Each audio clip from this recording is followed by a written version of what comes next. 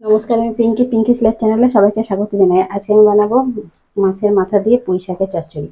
তার জন্য এখানে মাছের মাথাটা আগে থেকে আমি ভাজতে দিয়েছি। আর এটা রুই মাছের মাথা। আর এখানে আমি রেখেছি পুঁই শাক, আলু, কচু আর কুমড়ো, মিষ্টি কুমড়ো। সবগুলোকে কেটে আমি ভালো করে ধুয়ে রেখে দিয়েছি। মাছের মাথাটা ভাজা হয়ে গেছে, এবার এটাকে আমি কড়াই থেকে তুলে নেবো।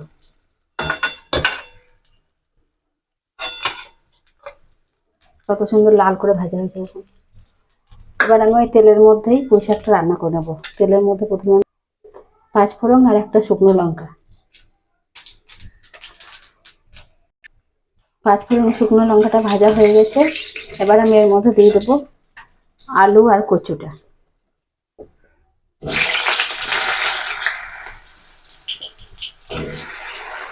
কচুগুলো দিয়ে আমি একটু ভেজে নেবো আলু কচুটা।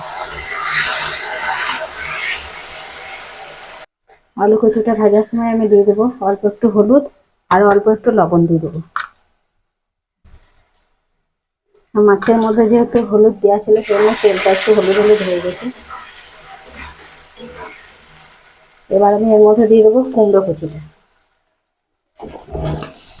কুমড়ো কুচিটা দিয়েও আমি একটু ভেজে নেবো। সবগুলোকে আমি একটু ঢাকা দিয়ে ভালো করে ভেজে নেবো।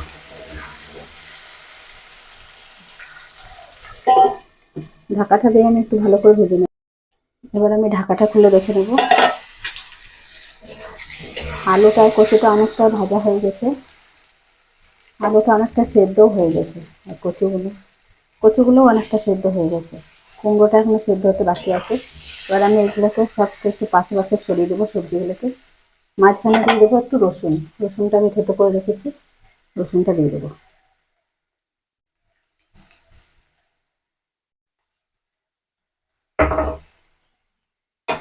রসুনটা একটু ভাজা হয়ে গেলে আবার সবগুলোকে মিশিয়ে দেবো। এবার আমি এর মধ্যে দিয়ে দেবো পুঁই শাক।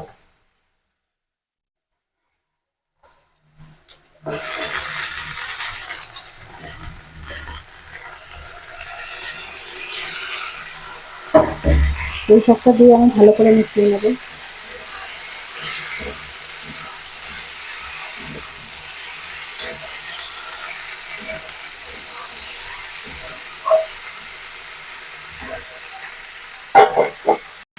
পুঁই শাকের মধ্যে দিয়ে দেবো অল্প একটু ধনে গুঁড়ো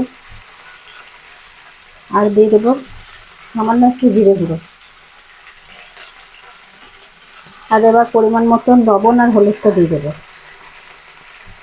হলুদ দিয়ে দেবো। আগে অল্প দিয়েছি তাই এখন আবার অল্প দিলাম। আর লবণ দিয়ে দেবো। ঝালের জন্য সামান্য একটু লঙ্কা গুঁড়ো দিয়ে দেবো। এটা ঝাল লঙ্কার গুঁড়ো, কালারও হবে আর ঝালও হবে। সবগুলোকে একসাথে ভালো করে মিশিয়ে নেব।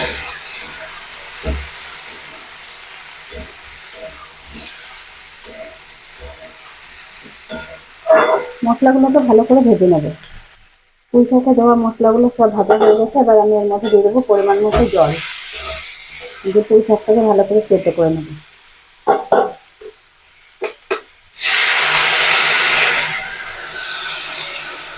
আর জলটা খুব বেশি দেবো না, পুঁই শাকটা মাখা মাখা করবো, ঝোল হবে না, জলটা খুব বেশি দেবো না।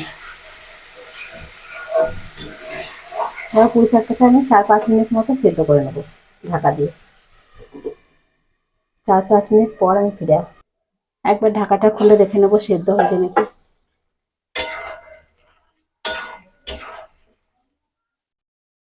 পুঁই ডাঁটাগুলো এখনো সেদ্ধ হয়নি, আর একটু সেদ্ধ হবে। আলু কচু এগুলো সব ভালোভাবে সেদ্ধ হয়ে গেছে। এবার আমি এর মধ্যে দিয়ে দেবো সাদা সর্ষে, কালো সর্ষে আর কাঁচা লঙ্কা বেটে রেখেছি, সেই বাটাটা।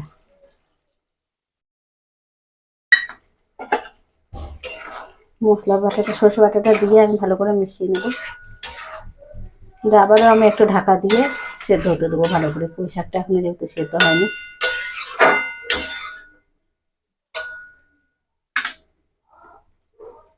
ঢাকা দিয়ে আর কিছুক্ষণ সেদ্ধ করে নেবো। পুঁই শাকের ঢাকাটা খুলে নেবো। আর পুঁই শাকটা সেদ্ধ হয়ে গেছে। এবার আমি এর মধ্যে দিয়ে দেবো মাছের মাথা, যেটা ভেজে রেখেছিলাম, মাছের মাথাটা। দিয়ে আমি খুন্তিতে করে এটাকে ভালো করে ভেঙে দেবো। মাছের মাথাটা ভেঙে দিয়েছি ভালো করে খুন্তিতে করে, আর পুঁই শাকটা আমার রেডি হয়ে গেছে। এবার এটাকে আমি নামিয়ে দেবো।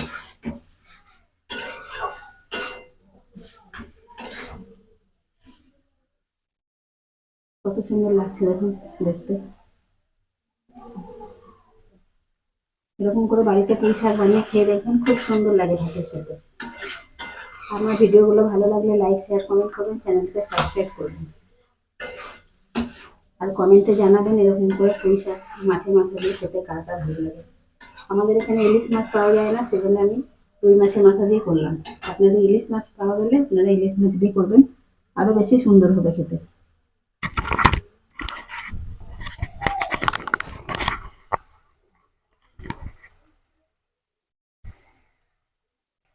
ভিডিওগুলো ভালো লাগলে একটু বন্ধুদের সাথে শেয়ার করবেন।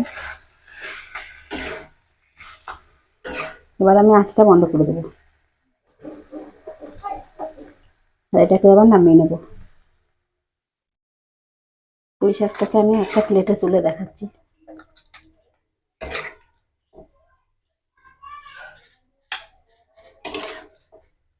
দেখতে যতটা সুন্দর লাগছে, খেতেও ততটা সুন্দর লাগে এরকম করে রান্না করলে।